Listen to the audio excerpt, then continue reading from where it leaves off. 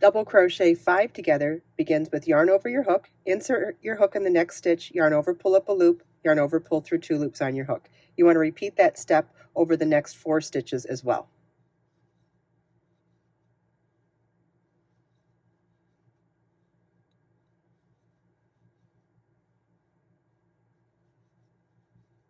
You should now have 6 loops on your hook, yarn over and pull through all 6 loops on your hook. Let's do that again.